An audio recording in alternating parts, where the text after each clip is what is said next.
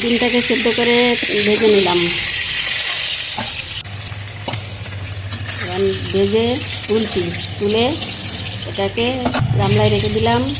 তারপরে আলুগুলো ভাজবো। এবার আলুগুলো বেশ ভালো করে ভেজে লাল লাল করে এবার তোলার পরে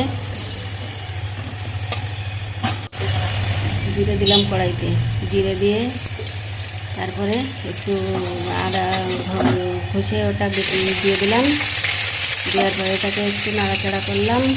নাড়াচাড়া করে একটু হলুদ দিলাম। হলুদ দিয়ে এটাকে পেঁয়াজ লঙ্কা দিয়ে দিলাম। দিয়ে একটু এটাকে ভালো করে কষিয়ে এবার নুন দিয়ে দিলাম। নুন দিয়ে তারপরে একটু নাড়াচাড়া করলাম করে আলুগুলো দিয়ে দিলাম। আলুগুলো দেওয়ার পরে আবার একটু কষিয়ে ডিমটা দিয়ে দেবো। একটু জল দিলাম।